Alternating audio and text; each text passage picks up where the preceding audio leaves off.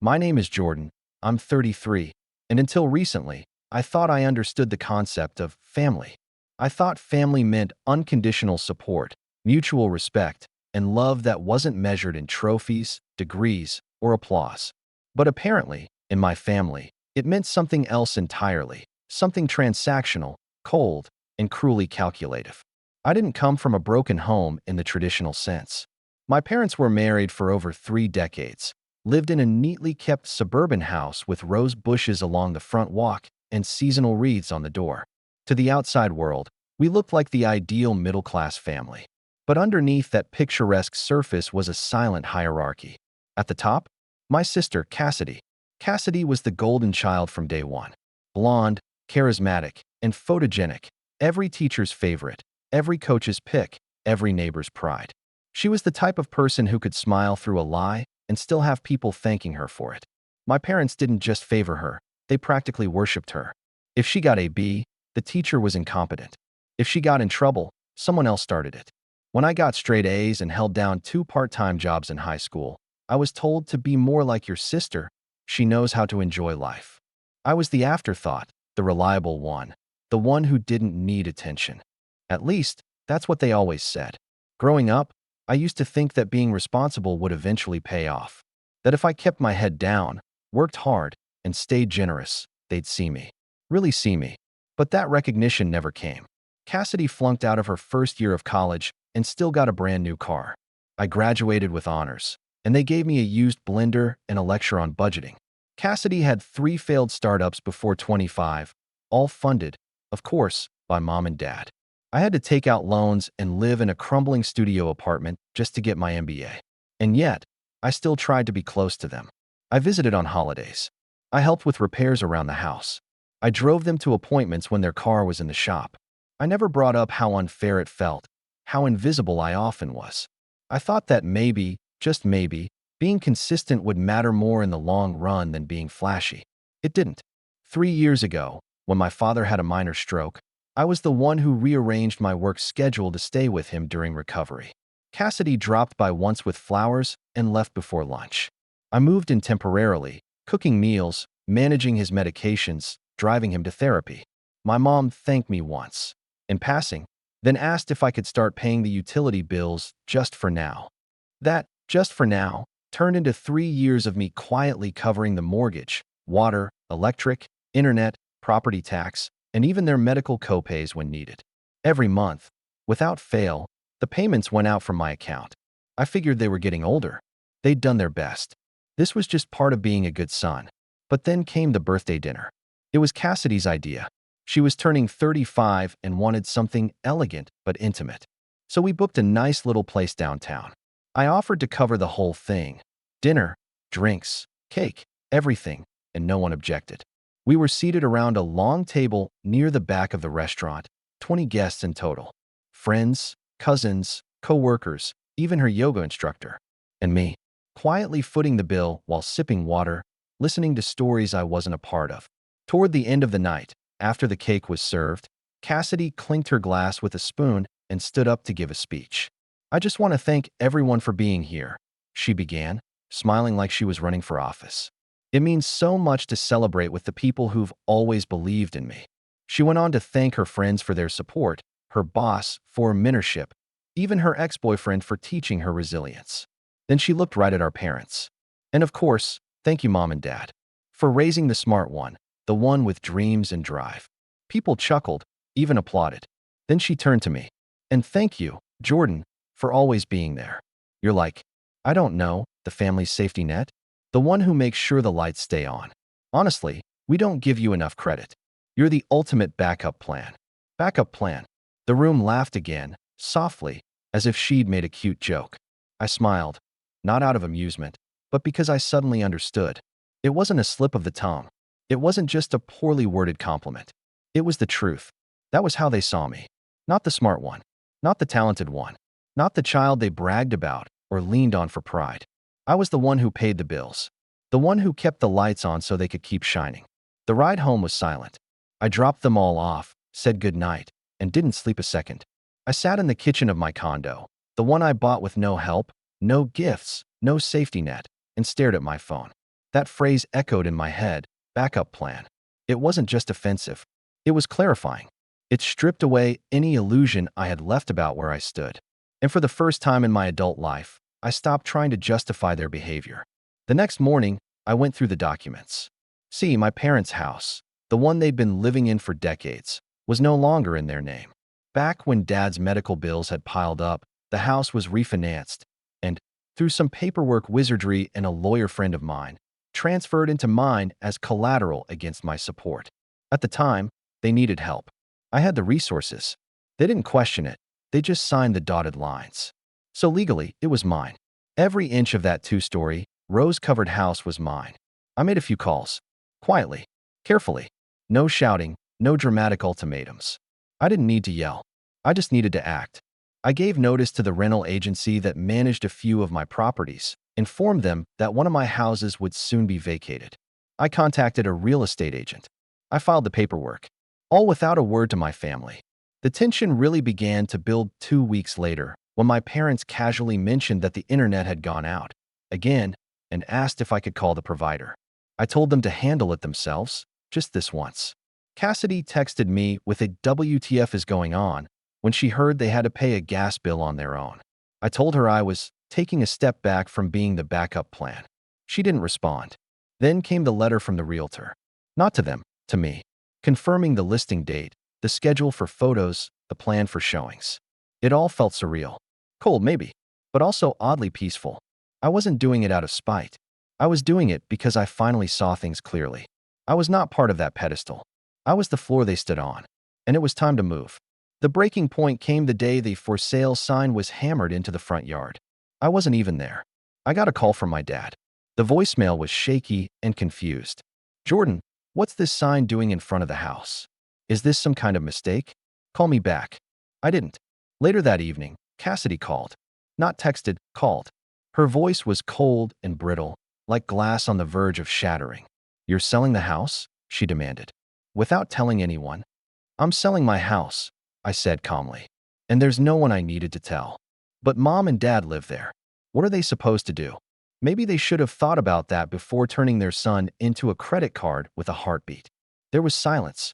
Then the sound of her exhaling sharply through her nose, like she couldn't believe I'd dared to speak that way. "You're being petty." "No," I said. "I'm being done." And that was when things really started unraveling. But I'll tell you what happened next in a moment, because the movers hadn't even arrived yet. It started with Cassidy showing up unannounced at my condo 2 days later. She didn't knock. She pounded. I opened the door to find her already mid-rant, eyes blazing, arms crossed like she'd rehearsed the whole speech in the car. "You're not actually going through with this," she snapped, storming in before I even had the chance to answer. "Tell me this is some passive-aggressive stunt you're pulling to get attention." I shut the door behind her calmly. "It's not a stunt. The house goes on the market next week. It's already in the system." "But why would you do this?" she demanded, throwing her hands up. "Do you have any idea what this will do to Mom and Dad? They'll be homeless, Jordan. They don't have anywhere else to go." I leaned against the kitchen counter, arms folded. "You mean besides the lake house Mom keeps bringing up? Or that little cabin in Vermont Dad's always talking about fixing up? Or your spare bedroom?" Cassidy blinked. "That's not the point." "It's exactly the point," I said. "I've covered every bill in that house for years. I let them transfer the deed to me under the condition that I protect them. I did. I kept my promise. But they didn't keep theirs." "What promise?" she scoffed. "They're our parents. You're acting like this is some legal transaction." "That's exactly what it is now," I said flatly. "You made it that way." "They did. When I stopped being their son and became their emergency fund."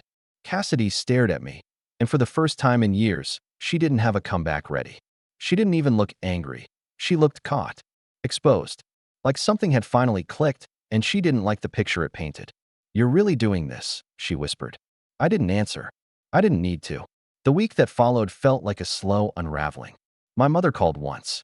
Just once. She left a message that was equal parts confused and cold. "Jordan, we got your notice. I don't know what's going on with you, but this isn't how family behaves. Call me." She didn't say she was sorry. She didn't ask why. She didn't acknowledge anything that had led to this moment. Just that classic maternal undertone of guilt and confusion, like I was the problem for not playing my assigned role. I didn't call back. When the movers arrived, scheduled precisely, professionally, as everything I do tends to be, I stayed out of sight. I wasn't there to gloat. I just wanted closure.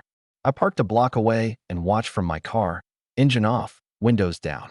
They were already outside by the time the truck pulled up. Cassidy was pacing on the lawn, phone pressed to her ear, furious. My mother stood on the porch, arms crossed, looking small. My dad sat on the front step, hunched forward, not saying anything. He looked old, older than I remembered him being. Maybe it was the weight of everything catching up at once.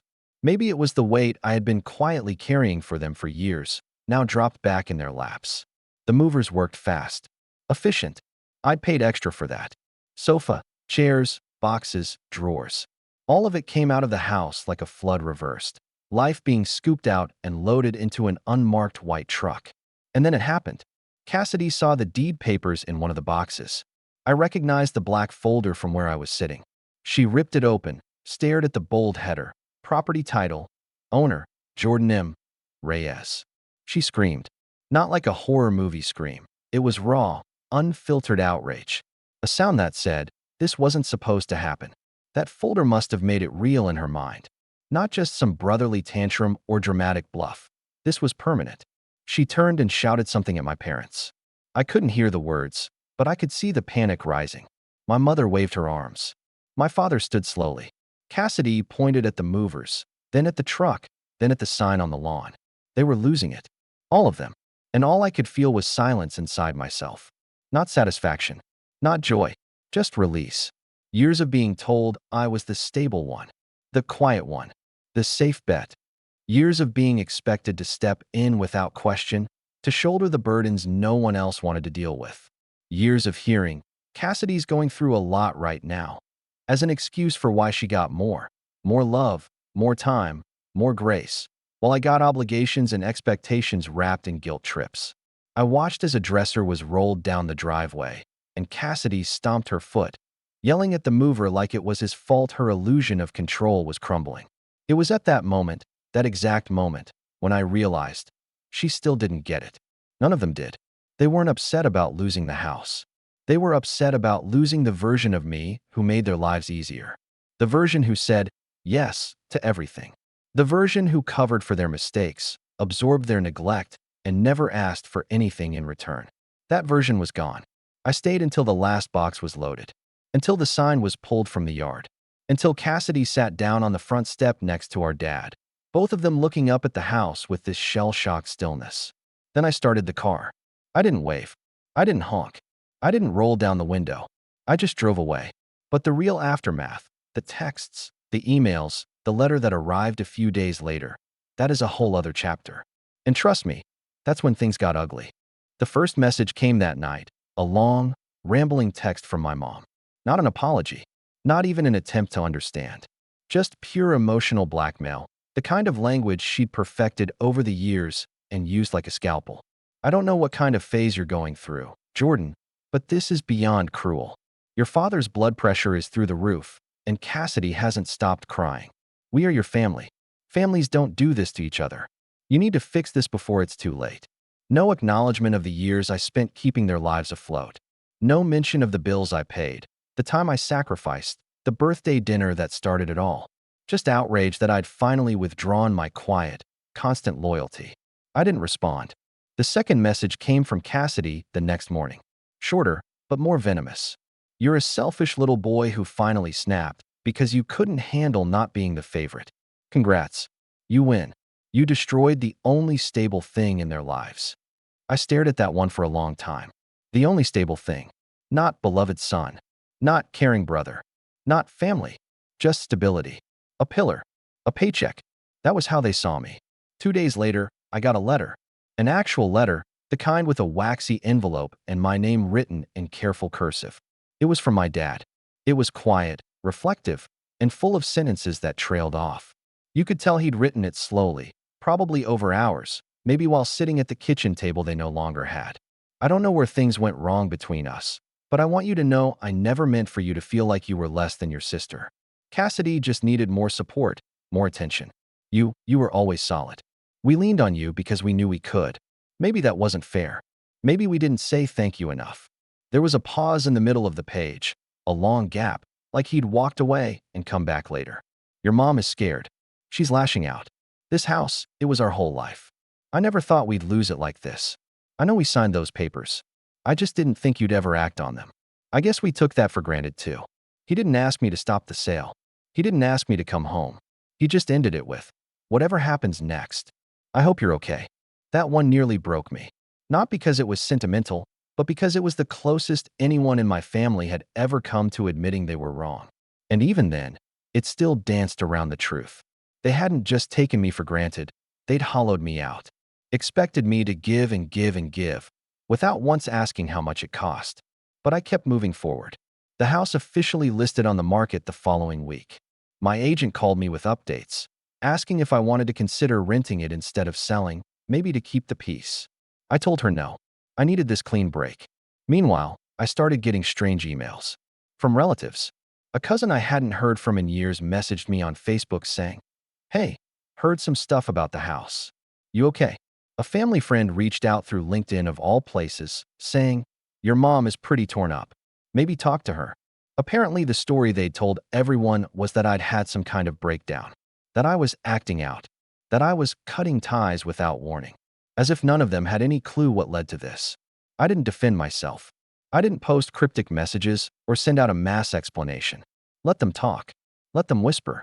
I was done explaining myself to people who only listened when I was silent. But the real firestorm came 1 week later, when the buyers showed up for a scheduled walkthrough, and Cassidy refused to let them in. I found out through my real estate agent. She sounded exasperated and honestly, a little embarrassed. "Jordan, I'm so sorry, but the buyers showed up today for the 2 p.m. showing, and there was a situation." A woman claiming to be a relative was standing in the driveway screaming that the house wasn't for sale. She blocked their car. She even threw one of the potted plants. I closed my eyes and sighed. Let me guess. Blonde, late 30s, expensive sunglasses, thinks she's invincible. "Exactly," she said. Cassidy had stationed herself on the front lawn like some sort of protester. She'd parked her SUV sideways at the end of the driveway and refused to move when the buyers showed up. According to a neighbor, she'd been pacing the porch all morning, muttering into her phone, threatening to call a lawyer, though what lawyer, she didn't say. When the realtor politely asked her to leave, Cassidy claimed squatters' rights. She said she'd lived there long enough and had tenancy protection, which was laughable, considering she hadn't actually lived in the house for years. She only ever came by when she needed something, a meal, a favor, a place to crash for the weekend. After the buyers left, understandably spooked, she sent me a video. Not a message, a full video. It was her walking through the house, ranting into the camera. "Look at this. This was our family home, our history, and now my brother is tearing it apart like it's a business transaction. All because he couldn't stand being in someone else's shadow. This is what entitlement looks like, folks. This is what selfishness does." She posted it online. Tagged me. It got 2 likes. I didn't reply. I didn't call her. I just sent the video to my lawyer.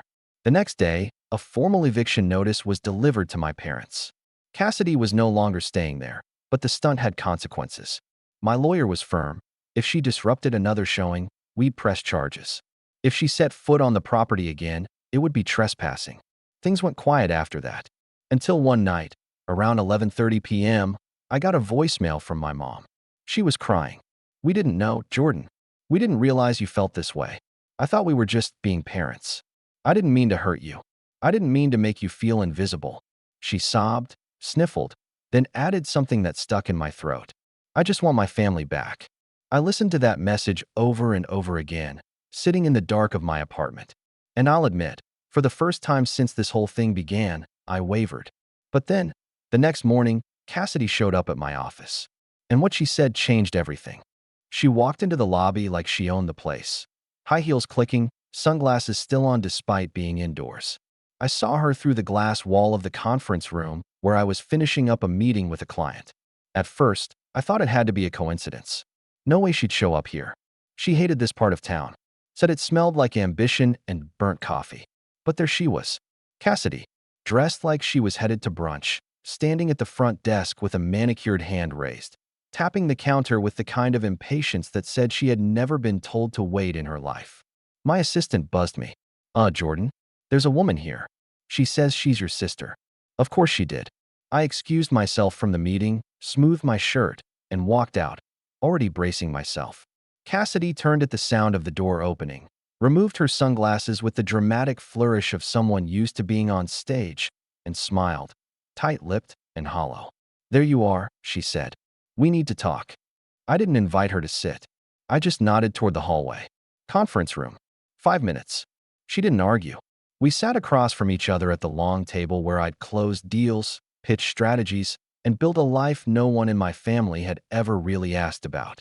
Cassidy leaned forward, elbows on the glass, and started without preamble. "You made your point. Loud and clear. You embarrassed us, you threw our lives into chaos, and congratulations. Everyone's talking about you now.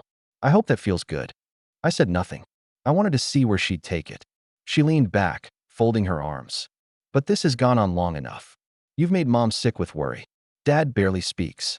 And me? I'm tired of cleaning up your mess. So let's end this, okay? Let's sell the house, split the money, and move on."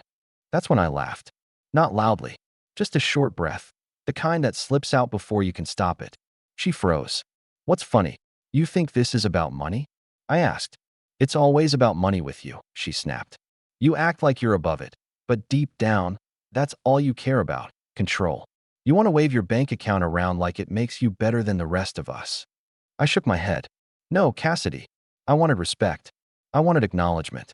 I wanted to stop being treated like an ATM with a pulse." She scoffed. "You're twisting things." "No," I said. "I'm finally seeing them clearly." Cassidy pushed back from the table. "So what? You're just done with us? Done with your family because we didn't shower you with praise every time you paid a bill?" I looked her in the eyes. "I'm done pretending that love means sacrifice without reciprocity. I'm done believing that being useful is the same as being valued." She opened her mouth to argue, but I cut her off. "You called me the backup plan, Cassidy. In public. In front of our parents. Our friends. You said it like it was a compliment. Like I should be proud." She hesitated. For a flicker of a moment, something like guilt passed over her face. "I didn't mean it like that. But that's exactly how you all saw me," I said. "The one who fixes everything. The one who pays, who listens, who stays quiet. And the second I stop playing that role, suddenly I'm selfish. Suddenly I'm the bad guy." Her voice dropped. "You hurt them, Jordan. They hurt me first," I replied, more firmly than I expected. Silence stretched between us. She looked away. "You're really going through with the sale?" "I signed the final papers this morning," I said. "It closes Friday." Cassidy stood. "You think this makes you better than us, but it just makes you alone." I stood too. "No, it just makes me free." She left without another word. The sale closed 3 days later. The house was bought by a retired couple from out of state who wanted to be closer to their grandchildren. They loved the roses. Said they reminded them of their first home together. I didn't visit the house again. I didn't need to. 2 weeks after the sale, my parents moved into a small rental property a few towns over. Cassidy didn't help them pack. I heard from a cousin that she'd taken a trip to Cancun to reset after all the drama. My mother sent me one more letter. This time shorter, quieter. "We're in the new place. It's small, but comfortable. Your father misses his garden. I miss you. I don't expect you to forgive us, but I hope someday you can." I didn't reply. Not because I hated them. I didn't. But because I needed distance. I needed time to unlearn years of being the fixer, the provider, the forgotten son who smiled through the neglect because it was easier than confronting it. In that silence, something unexpected happened. I started living. I booked a solo trip to Kyoto, something I'd wanted to do since college but never could because I was always needed back home. I picked up my old guitar again. I took long walks without my phone. I learned how to cook something more complicated than microwave meals. I stopped checking my family group chat, which had turned into a ghost town anyway. And slowly, the weight I'd carried, the invisible debt, the unspoken expectation, began to lift. One evening, months later, I ran into an old neighbor from the block where I grew up. She looked surprised to see me, then smiled warmly. "You're Jordan, right? From the White House with the roses." I nodded. "I always thought you were the one holding that whole family together," she said. "Sorry if that's forward. But it seemed like they didn't always see how much you did." I smiled. "They saw just enough to lean on me, not enough to thank me." She laughed gently. "Well, I hope you're doing better now. You always deserved more. And in that moment, I realized I didn't need revenge. I didn't need validation. I didn't even need reconciliation. I just needed my own life. And I finally had it. That house wasn't just where I grew up. It was a symbol of silence, of obligation, of playing a role that slowly erased me. Letting it go wasn't a loss. It was liberation. Cassidy stopped trying to contact me. My parents sent one card on my birthday the following year. No money inside. No message beyond thinking of you. It was fine. Sometimes, people say blood is thicker than water. But I've learned that's not always true. Sometimes, the people who share your blood are the ones who drown you. And sometimes, walking away isn't giving up. It's the first breath after finally coming up for air. I wasn't the backup plan anymore. I was my own beginning.